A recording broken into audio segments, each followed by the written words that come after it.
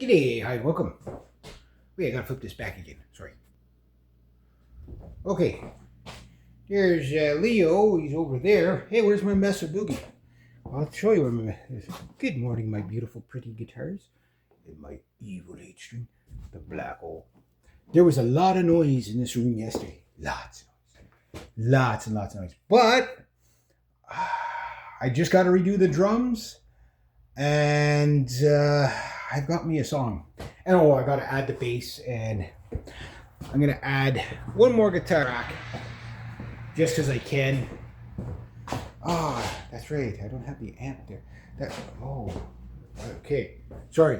There's chaos. I moved things. I'll have to go with the chair like this. Is this how it's going to work? Yeah, that's how it's going to work. Okay. So then I got to go like this. I didn't see Chippy or Marvin today. I was telling my lady at the store, my cousin's wife there, about Chippy and Marvin and their saga. Had quite a. Yesterday, Marvin was kind of. Well, he was in here yesterday. I had to kick him out a couple of times. It's kind of like, I don't know what he's going to be like in the winter. I guess he's going to be. You never know. He'll probably be sleeping in my basement or something. I'll hear ruckus down here. Marvin, keep it down.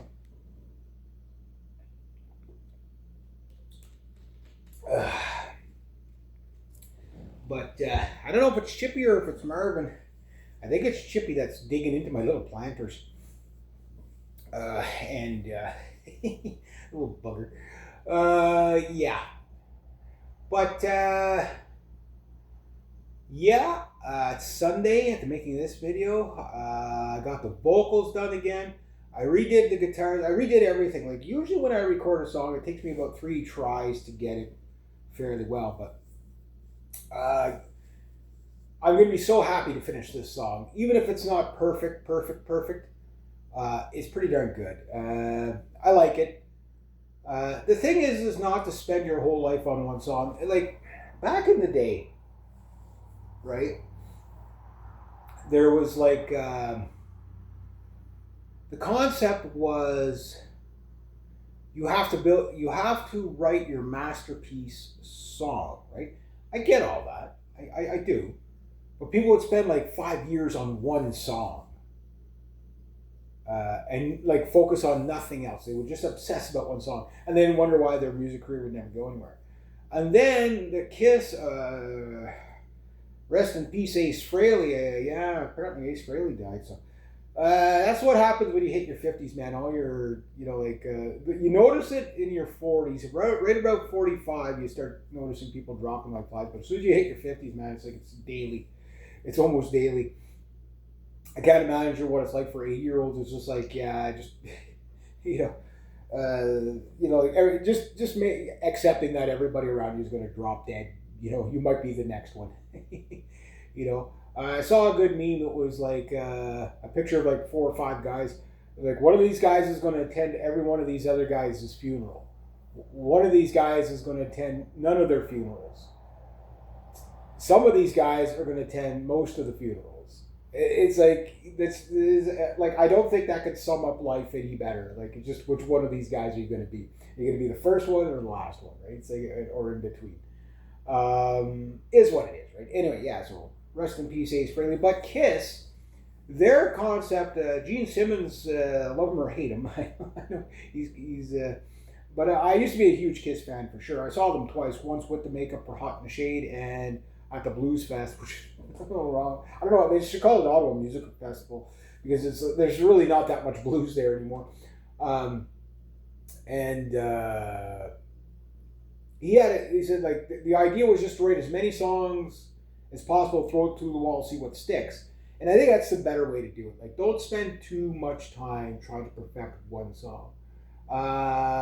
When Guns N' Roses wrote the Use Your Illusions 1 and 2 albums, that was like 3 or 4 years in the making. It was worth the wait. It really was. But you got to think of the work they did on that. You know what I mean? Especially with the temperamentalness of like, Axl Rose and the rest of them all being alcoholics and drug addicts too. Like there was a lot of downtime for that stuff. But I can imagine if they were just like straight normal people with no life, quality of life, lifestyle problems. They probably could have done it in half the time, but they still would have put a lot of work in no matter how they did it. But then again, maybe it just took those type of people to be able to write that kind of music, right? So, who am I to judge? But yeah, because I remember Axl Rose was saying in an interview like they had so much frustration on November Rain, Coma, and Estranged. Like those were the songs that like they just no, do it again, do it again, do it again, do it again. And there's probably 100 versions of that song, those songs recorded, right? Until they got it, November Rain is absolutely brilliant. Well, all three songs are absolutely brilliant. The whole album's great, but the albums are great.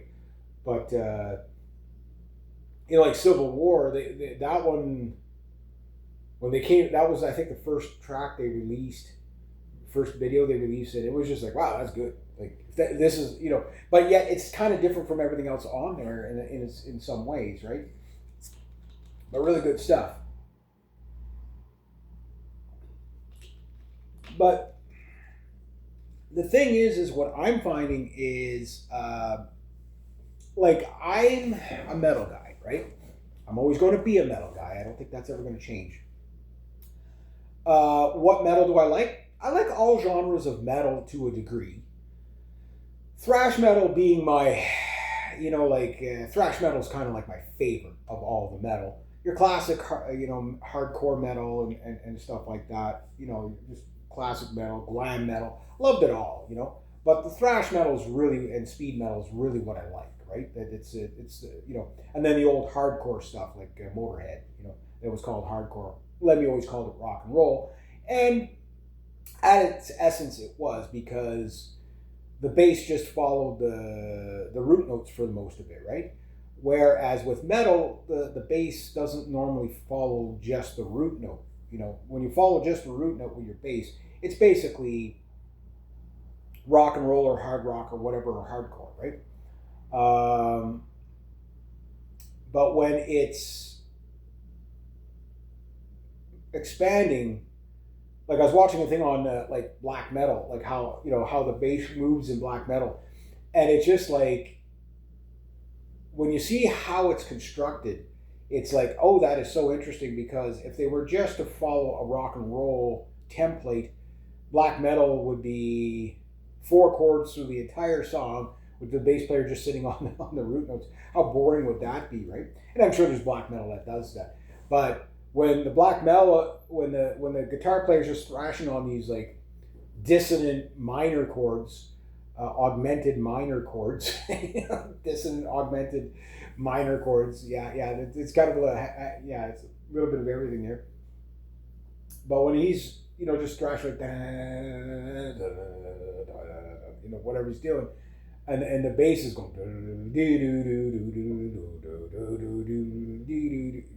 and you've got like a whole melody within there on top of vocals you can't understand or hear. But it's getting to the point I'm listening to so much like, Marvin, what are you doing? Don't you be stealing out of there. Marvin, sorry, I got my Marvin problems back again. Marvin, get out of there. Nice try, buddy. Nice try. He disappears in here, and then he ends up outside somehow. Oh, he goes through that hole in the wall. So, yeah, it was you that was in here last night. Yeah, I know. Yeah, I see you back there. Freaking Marvin. Well, good morning, Marvin. Anyway, you know what he's after, eh? Nuts. Yeah. I'm about to lose my pile of black walnut. I can't cover them because I got to let them air out so they can ripen so I can eat them. It's him. I know what he's doing. The little bugger. So that's how he gets in at night. Okay, so he was in my planter last night. Okay, I thought maybe I just put my planter down rough, but no, it was him digging in it. That little bugger. I'll have to put my planter somewhere where he's not going to dig in them. I'll have to block that off. Yeah, little bugger. But now I know how he gets in, and now I know how he's getting in anyways. Oh, one of the million ways he can get in, but oh yeah. Little buggerhead. But anyway, so I got once I'm done Crystallize, the next song on the list to do, I still got to get the lyrics. I got the melody in my head. I've got the guitar parts predominantly worked out. I was saving it as the debut for my Charvel guitar because I love that guitar so much. But I'm like, I'm gonna do something on Crystallize. It'll be the debut of it. The opening guitar solo, which is going to be about the only guitar solo in the song. Just a cute little guitar solo, just as the song, starts. I think I'm gonna do it with the Charvel today, and then see how that comes out. I've already got the vocals down. I could do the vocals again, but I'm happy with the vocals the way they came out. And when do you say when, right? It's the drums that are going to be the hardest to get, but I think now, because what I did, the problem I was having was when I recorded the guitar, the SG at my 61 reissue, I recorded that.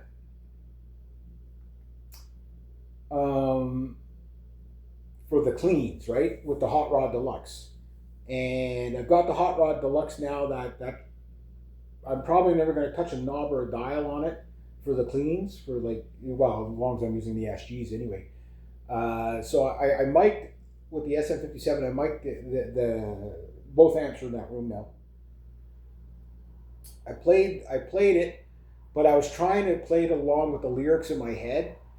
And following the melody of the lyrics, I thought could work, but it throws the timing out too much to the point where I just couldn't get the drums to land, even with fills and stuff like that to try to get it to land.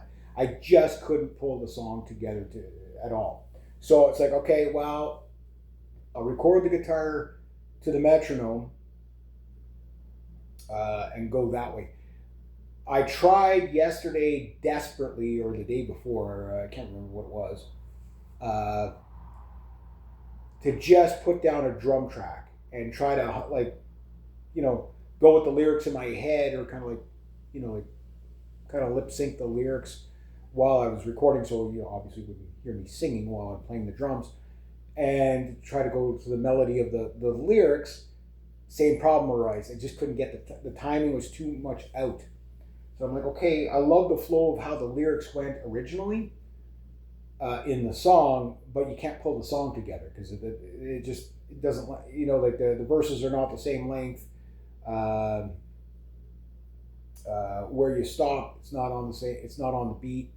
So it was like, okay, I'll have to go, keep it more simple than that. So record the guitar without, just kind of get where I'm going to put the lyrics, rather than trying to get the melody, and just stick with the timing of the 120 beats, and just run the song out that way. Makes the song a completely different song, arrangement wise. It's like nothing lines up with the lyrics melodically like it did. But it actually comes out more like I had an epiphany of how every country song was written.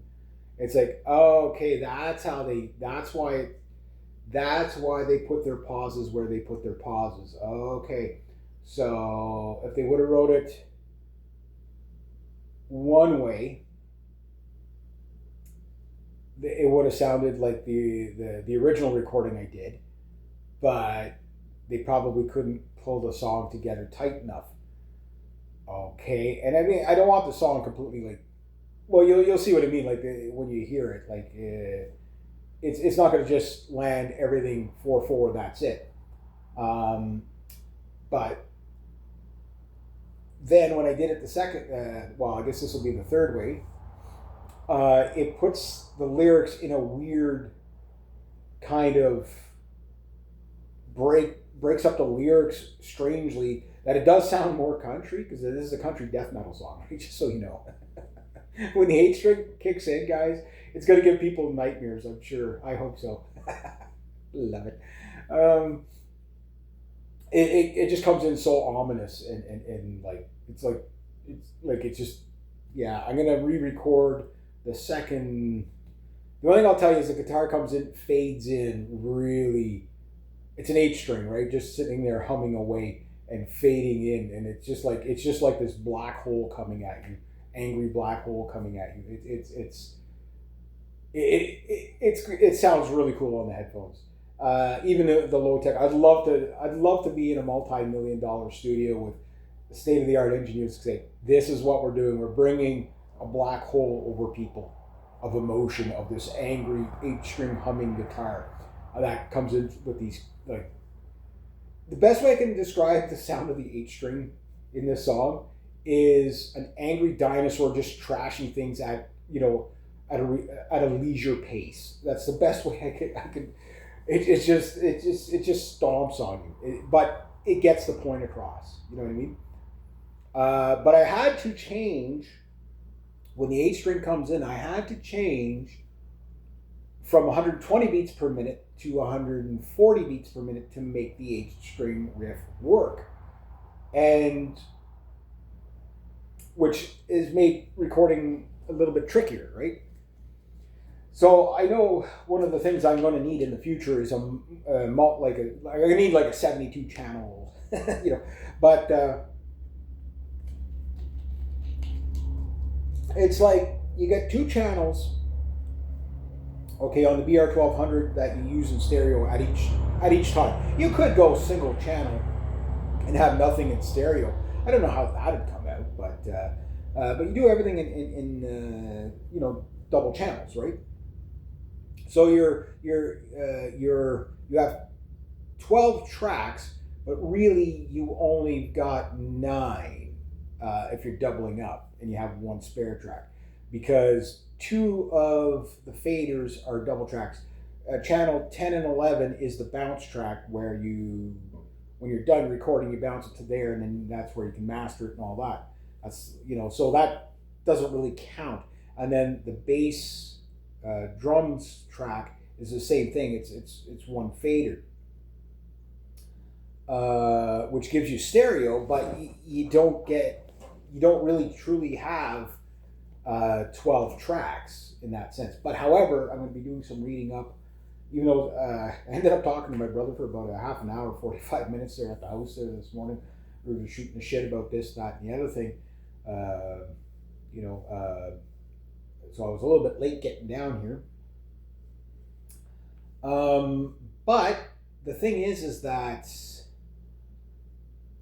I can now see that when I'm recording, how I'm going to have to break things up to make things work, because tempos are going to change, right? And that's something that happens particularly in progressive metal. Now, one whole part of the song is in 120 beats per minute. The other whole part of the song is at 140. How do you get them to work? Well, you got to bridge them a certain way, and trust me, you got to like how I bridge them. So now that means my drums are going to be in 2 different beats, but I have 2 perfectly timed guitars that I should theoretically be able to play the drums over. And I know what you're saying. Everybody puts down the drum track first.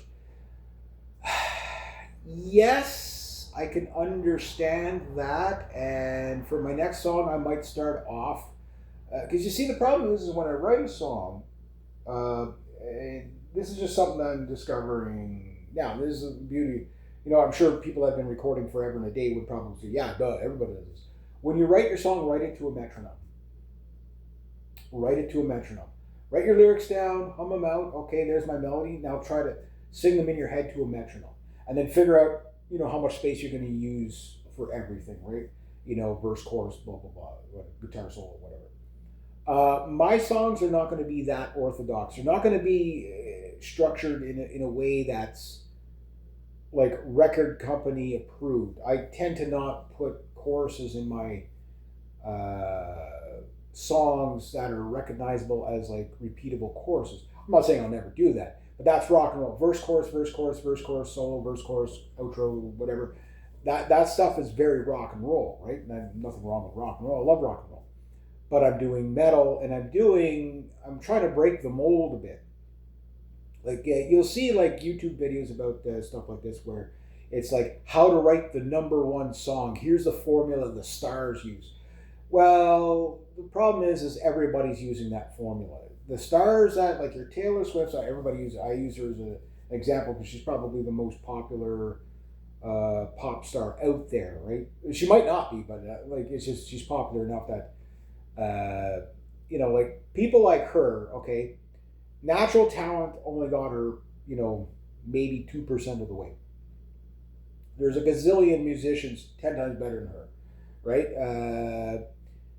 The thing is, and I'm not trashing on her or anything like that. I'm saying that was part of it. The rest is all promotion and record companies and connections and right. So you have to factor in. You could basically pull Taylor Swift out of the song and substitute her with because like I say, put Taylor Swift up against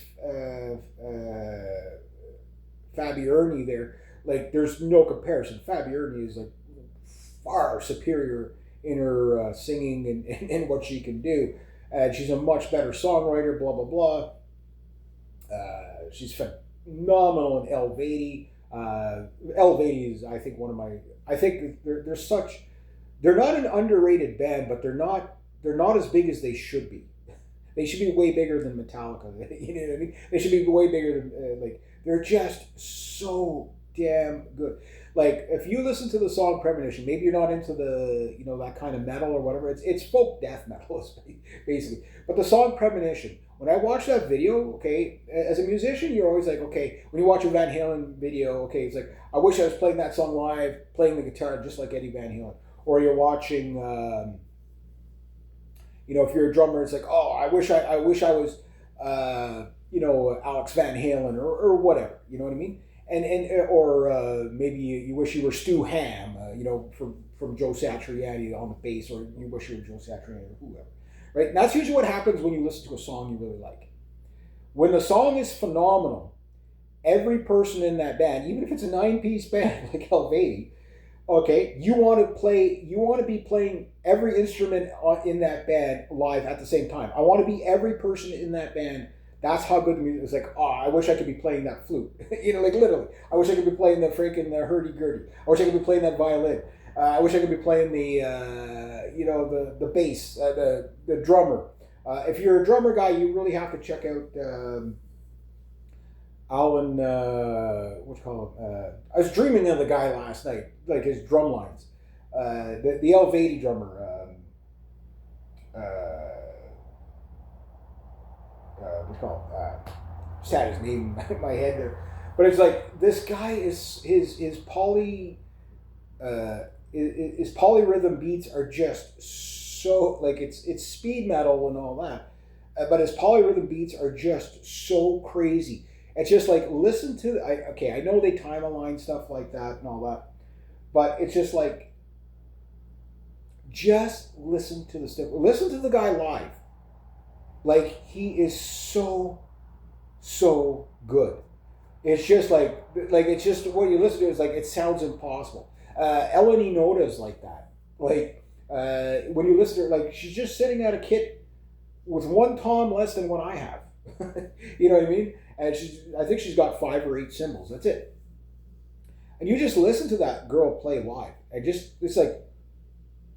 like her drum solo seems really simple until you start listening to what she's like. Okay, on the cymbals while the beat's still going, and it's just like, that is talent. Like that like little things like that pop out. So when you have a really good song with metal, that's what it is. Is like, metal only works if you really, really concentrate on the song. And every time I hear the song Premonition from Helveti, I hear something new every single time I listen to that song.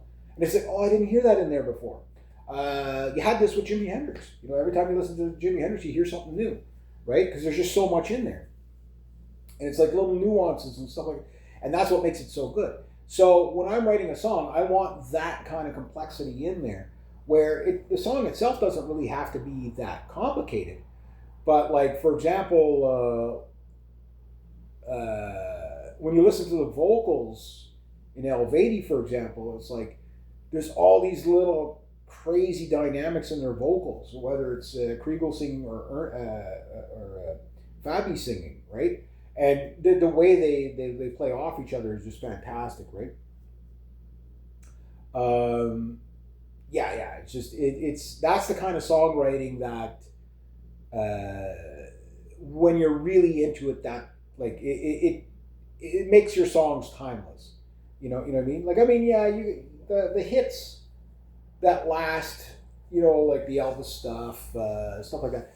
Yeah, that stuff was really good in its day. But the thing is with that is that there wasn't a lot of competition against it when you really think about it. Like, I mean, how many people were really had, like how many, record deals were there actually made in the 1950s? Not that many when you compare it to today, where just about anybody, like guys like myself who live in the middle of nowhere, can record out a full album, at home.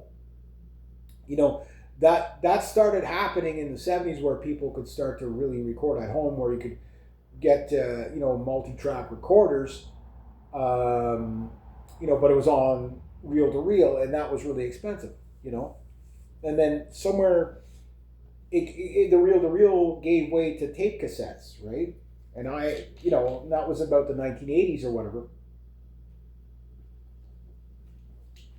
And I had a Port Studio 4, Tascam Port Studio 4. You put a little tape cassette, it was 4 channels.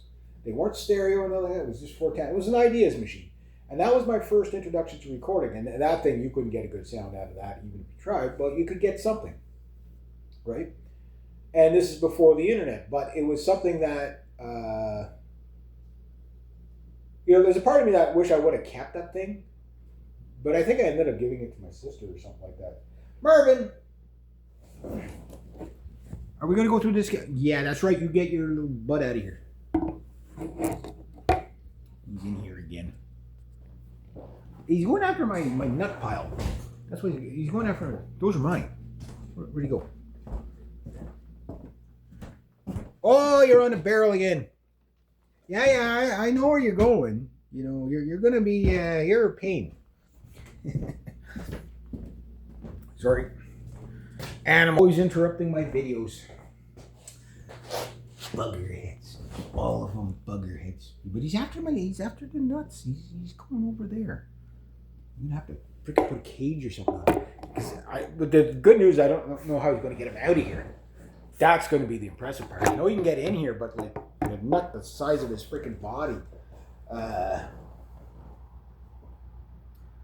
Yeah, I'll wait till he comes back. I'll see if he's going to actually steal one. I'm sure he's, like, I didn't count them, so I have to start counting my nuts. That just came up so wrong. If I have to start counting my nuts, yeah. I'm starting to get into the mindset of the squirrel. We have to steal from each other all the time. Buggerheads. Anyway, but yeah, so like recording's come a long way, and I'm using 2006 technology right now, and of course, money's money. You guys always know I'm always complaining about being broke. I have money, like life expense money, but I don't have like leisure money, right? But I have no debt right now, so that's good. That's good. It's the tail end of my work season. I've been off the last 4 days. Kind of nice in a way, but it's like you run out of money so fast, especially when you only give yourself like during the summer, like in my peak season, it's a $20 a day allowance for myself. And now it's like down to 10, right? Which is soon to go down to 5 if work doesn't pick up in the next week or so.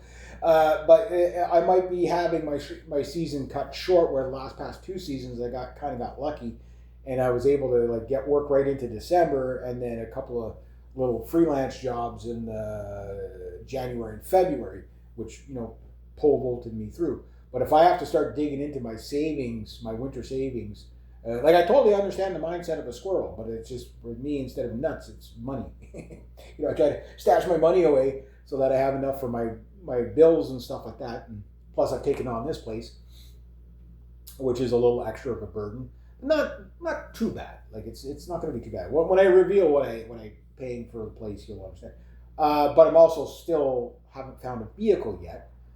Although my client just bought another vehicle, because there's something wrong with hers, and I'm not sure what's wrong with it. I got to talk to her because I got to work there tomorrow. I'm going to say, well, what is actually wrong with it? Because maybe, okay, maybe it's another, say, well, instead of having it hauled away for scrap, I'll give you this much, which will be a little bit more, and I'll just run it into the ground.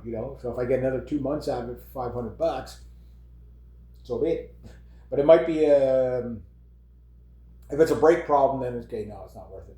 Because I know she did, but she might have broke a brake line or something like that. So if it's a brake line, they all, it's like, oh, just fix the one brake line. Yeah, but as soon as you fix that brake line, the other ones pop. So, there's like $600 right there to get brake lines done, right? So, but if it's running okay,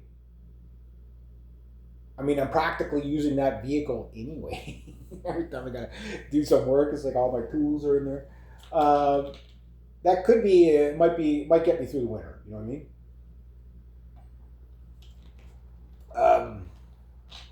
I'm not sure, but we'll see how far I could get with it. Yeah, I got to talk to my client about that tomorrow because, if it's another $500 beater, I get it.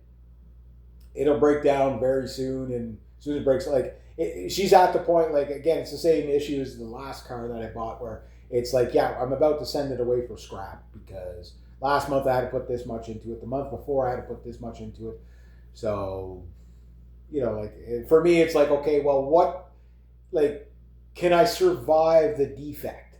Okay, oh, it leaks power steering fluid. Okay, yeah, I got lots of power, guys. I got enough power steering fluid saved up for about 4 more beater cars.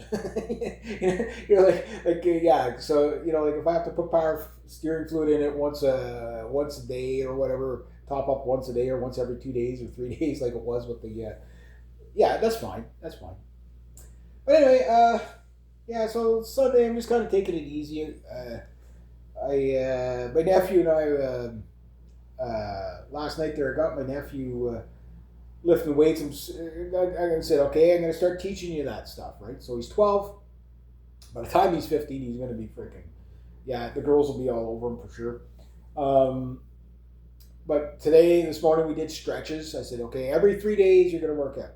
Because I remember I started working out about, I guess, 10, 12 years old. Whatever. Problem is, I was lifting too much weight too early on, so and I have the stretch marks here. That's what happens when you're young. If you lift weights too early, you get weird stretch marks in your shoulders. I mean, it doesn't hurt you or anything. It's just, I guess you're more tender. But, yeah, I'm going to get it. I'd love to see him get into that kind of a routine at a young age so that he takes kind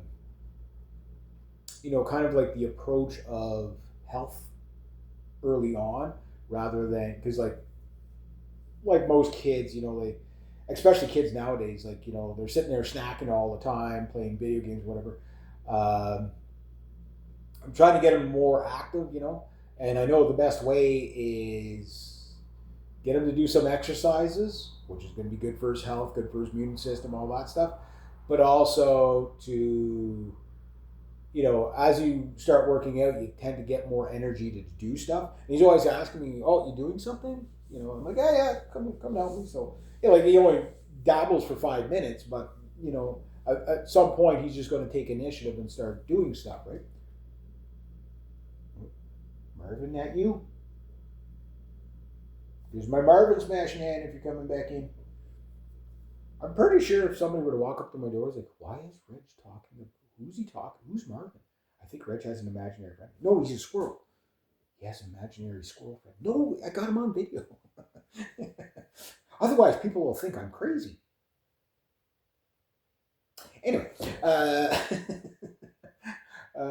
start to cloud out up over there. I was going to do some chainsawing today, but I got to sharpen up my chainsaws to get them ready for tomorrow. Put gas in them. I found out on Thursday there, or Monday, sorry, that chainsaws don't run when there's no gas in them.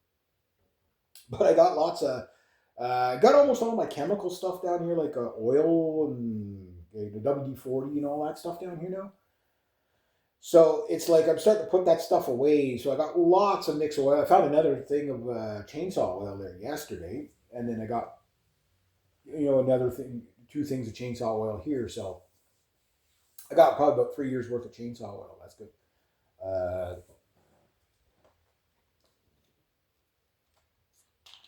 Supposed to get rain starting either this afternoon or whatever. I still got to sweep the chimney. Even if I just get the ladders up there, my brother's going to help me put the ladders on the roof. Uh, just have it tied up, ready to go, and then tomorrow afternoon when I get home, just grab the chimney sweep and just get up there and just start jamming stuff down.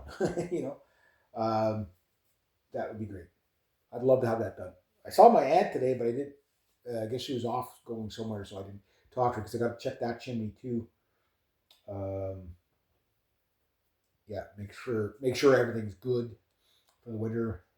I got almost everything cleaned up for the plow guy here.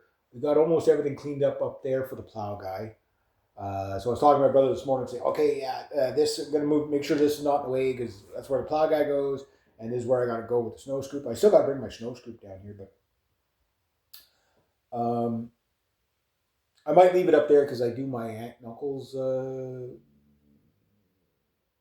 step, but he usually leaves the snow scoop out for me, so because my uncle has a bad heart, so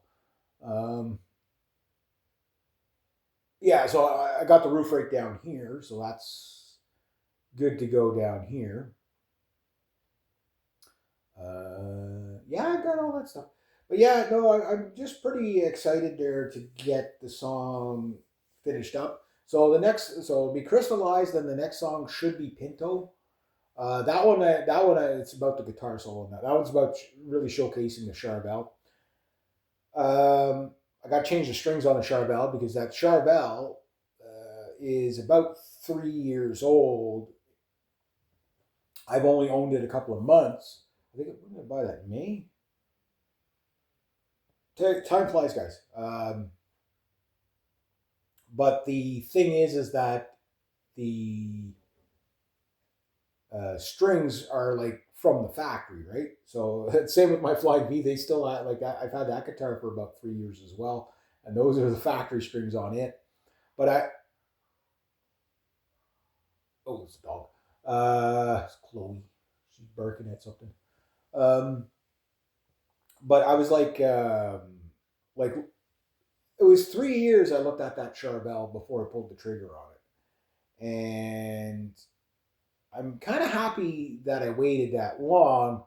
But I'm also that's 3 years I could have been shredding on that beautiful Charvel.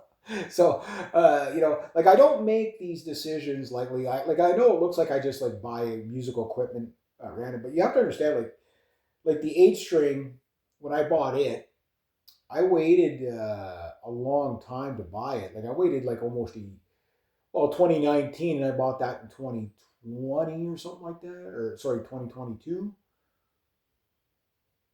When did I buy that guitar? I know I bought the 12 string in 2019. Then the next guitar I bought was the 8 string. And in 2015, I bought the Rhodes JS32 Flying V. And before that, the last guitar I bought was in 2009, which was my SG61 reissue. And before that, the last guitar I bought was my Gibson SG3. And then that was in 2006. But in 2003, 2004, and 2005, I bought a ton of cheaper guitars. Well, not super cheap, but I don't regret getting rid of them. But on the other hand, the reason why I got rid of them was I had three $400 guitars there and a $900 guitar sitting there going, oh, Gibsons were too expensive. Gibsons were too expensive. I can't justify the money. And then I'm like, well, if you add up all those other guitars, that would have been my Gibson. And that's when I learned don't buy, like, after you have your beginner guitar, get your beginner guitar, live with it for as long as it takes to get going and learn. And the same with the bass. Like that's why I'm not going to buy a whole bunch of cheap basses because no, buy your lifetime instrument. And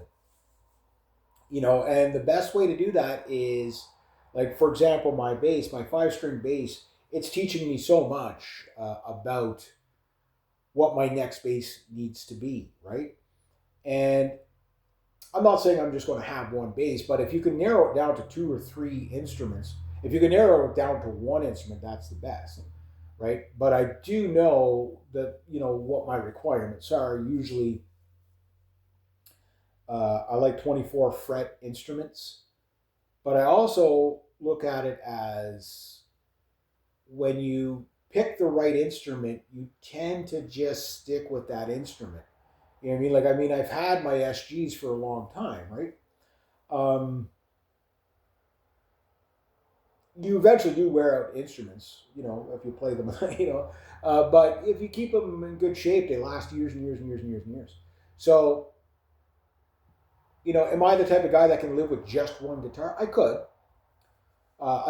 but like right now, if you say, okay, Reg, you can only have one of your guitars, and that's it. It would probably be the Charvel because it's such a great all around guitar.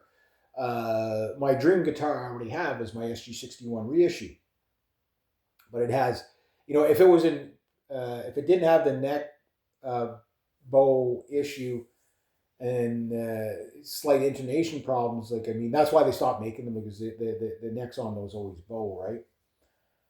It's just they're not thick enough. It's just the guitar is like an inch and a half thick. Like it's very, very it's like maybe an inch and a quarter thick. Like it's a very thin guitar. I've never seen a guitar as thick as an original SG61 reissue, right? Um, yeah, like they're just, but they were built at a time when people just threw things together and it's like, okay, here's a cool design, see if it works. Um, yeah, so the Charvel would be like the guitar, right? Um, and that would be cool if I could just live with one guitar, you know. But if I could only keep 2 guitars, one thing, the 8 string, my 7 string is a better guitar than the 8 string is. And I think 7 strings in general are better than 8 strings as guitars because a 7 string, you can still get away with a 25.5 inch scale length and still have a reasonable sounding B string on there. Anything longer than that, it's fine. The 26.5 inch scale length is fine. The tension on the 7 string is just, absolutely fine. But the problem you run into is my songwriter side of me says the 8 string, with all the flaws of an 8 string, which is basically just the tension on it. Same scale length as my 7 string. You need a fan fret to really work with an 8 string. But the problem is, as soon as you start extending the range of the scale, 27, 28, the guitar's more work to play because now you've got to stretch more, right? So that's the downside to the 8 string. Is 7 string is really as far as you can go practically. However, you get wild sounds out of an 8 string. Like it's just the Kongzilla sound you get out of it is just great. Like like I say, my song that I'm going to be putting out, Crystal Eyes, when the 8 string kicks in, when that angry riff kicks in, it just sounds like again an angry dinosaur just trashing things and breaking things at leisure. You know what I mean? Like it just has it's a great sound.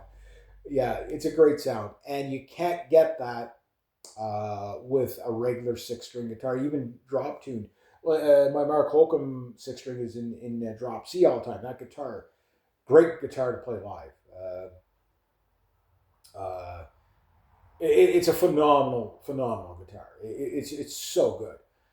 But even at that, as the sounds you get from it in drop C are amazing, but it still doesn't have that beast mode of an extended range guitar, right? So if I could only keep 2 guitars, it would be the Charvel and the 8 string.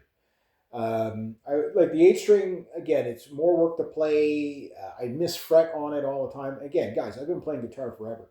The 7 string I never miss fret on, but just that the weird spacing of the strings on the 8 string. The string spacing is a little bit closer, just because like you can only go so wide with the neck, right? And with the fingerboard, right? So you got thicker strings that are slightly closer together. It on a scale that's longer, so it's a lot more work to play, but it's worth it when you hear the end result. So Spectre Studios, Glenn Fricker, he's a very opinionated guy. Love the show. It's great. His thing is yelling at, old man yelling at camera. You know what I mean? But he does have phenomenal information. He's entertaining. I don't agree with him on everything. And the one thing when he says the guitar doesn't matter in the mix that much, he's correct to a good degree, but it does matter. Again, the guitar matters if they're different guitars.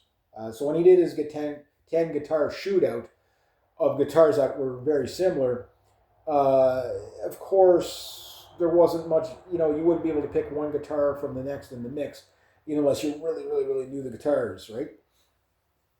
But I can guarantee if you grab my SG61 reissue with a 24 3/4 scales and single-poled humbuckers, the classic 57s, and then record maybe the Charvel with a 25.5, you might have a hard time telling the difference between, say, the Charvel and the SG in the mix, because they're going to sound close enough. But I can guarantee you throw in the 7 string or the 8 string, particularly the 8 string, it will stand out. You'll pick out the 8 string every single time, without exception. Even if they're all in standard tuning and you don't play the lower strings, you're just going to hear that low end from. It's just the sound of it. It sounds different. In the mix. You know what I mean? Like you'd have to mask it with so many things to make it kind of disappear where you wouldn't be able to. But all things given equal, if the guitar's out front at all, you're going to hear the difference between those guitars, right?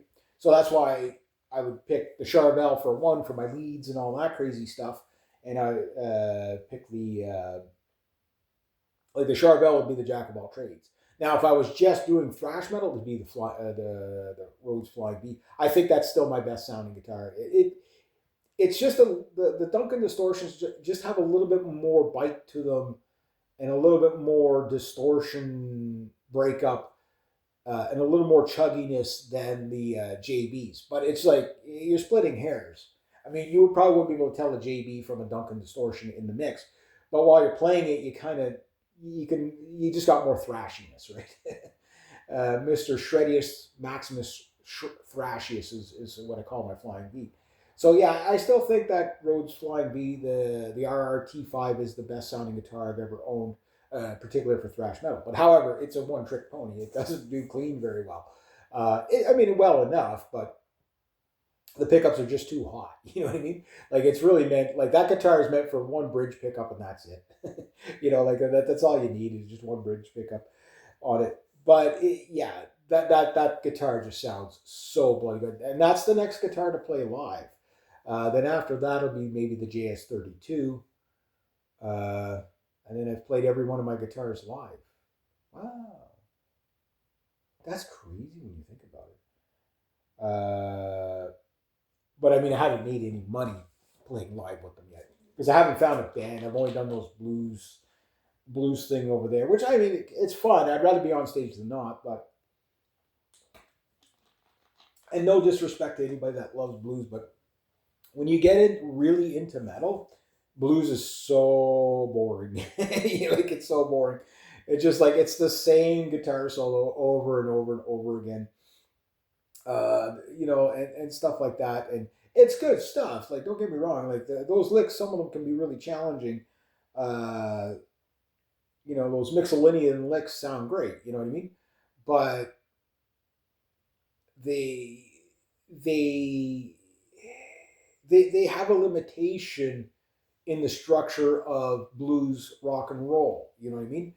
This is why, like, all the guitar players, what I call the pentatonic rocker era, is like the 80s and 90s, where you had like new guys coming out, but the default pentatonic scales that everybody would use There's nothing wrong with pentatonic scales because you can put them in any mode, but they are always in like either a major or minor mode pentatonic, usually a minor mode pentatonic, right? Which is the same guitar solo you've heard since Chuck Berry, right? So, um,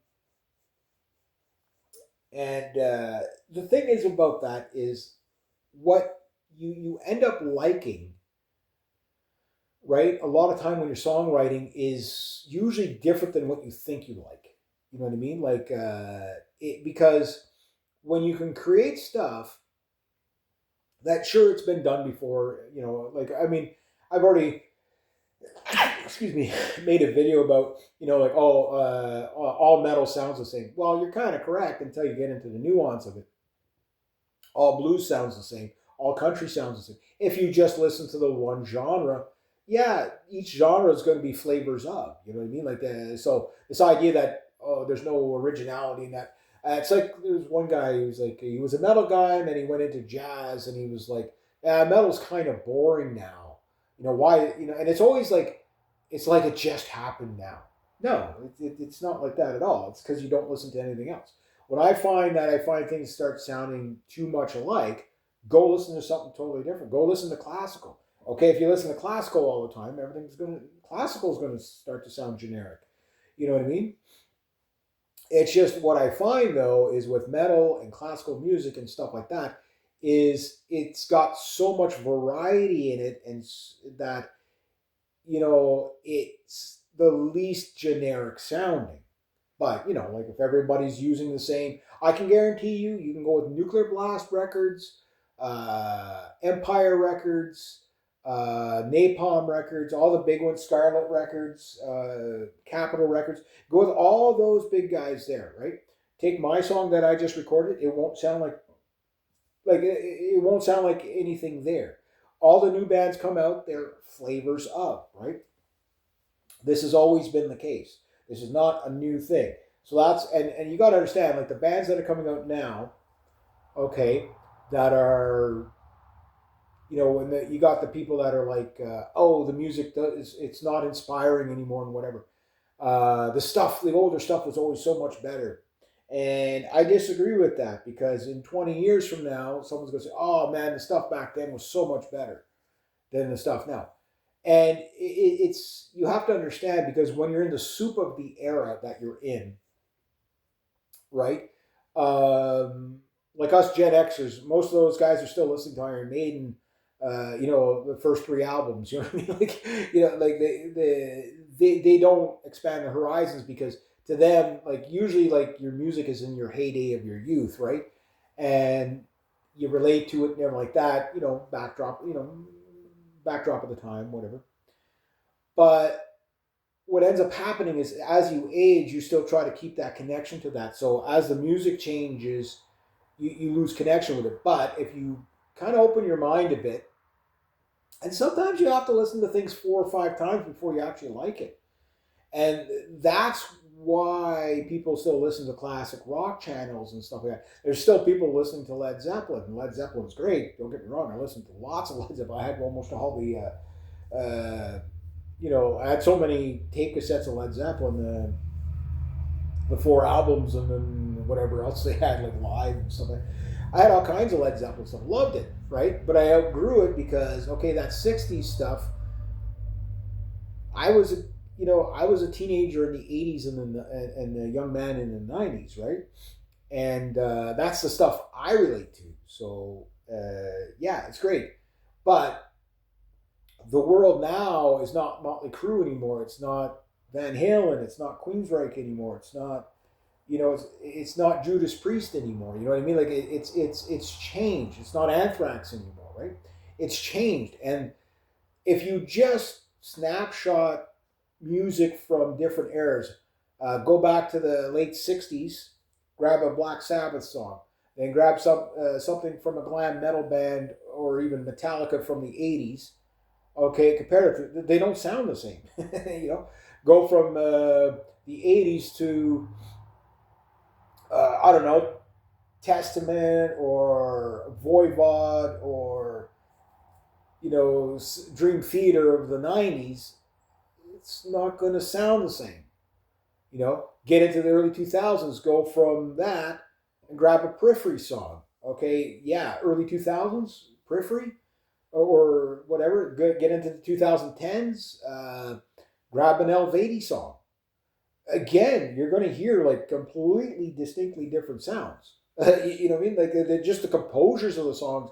Like we don't write song like I still write songs in that kind of generic 4/4 timing, uh, because it's just a holdover from growing up in the 70s, 80s, and 90s, right? And learning guitar in those eras. But like the new guitar players, they don't play 4/4 timing. They're genting all the time. Da, da, da, da, da, da, da. It's a lot more gent. Like the song doesn't follow a blues route at all. Like the metal is no longer connected to blues whatsoever. It's just there's no crossover. There's just nothing crossing over at all, unless it's done intentionally, right? Uh, but if that's where we're at now, what are we going to be like in another decade? What are we going to be like in another 5 decades? Like music, God knows what it's going to sound like then. And I'm sure people will say, "Oh, that music today is the stuff back 50 years ago was so much better," and, and then they'll discover something like Elvis, and it's like, "Oh my God, this is so weird! Wow, that's how they did it." It's kind of like us listening to a song from 1910. You know what I mean? Wow, it's so weird. That's how they recorded back then. Very fascinating stuff. So my goal is not to say that one type of music is better than the other. Music evolves, and it evolves because people create differently, and that's my goal too. So the first song you're going to get coming up is Crystal Eyes. The next song is going to be Pinto. Hopefully, I'll have that done maybe by next month. And I'm working on Tomahawk. Now, Tomahawk's going to be a black metal opera song. Yeah, wait till that comes out. That's going to be cool. So even if it's not like awesomely recorded, the concept of the songwriting is more what I'm going for. Is that you like the song for the song. Anyway, I know I'm babbling on about that, but it's Sunday and I just wanted to take it easy anyway. So I do got to do some work down here though. But anyway, got to get my drums set up, ready for recording again. There we go.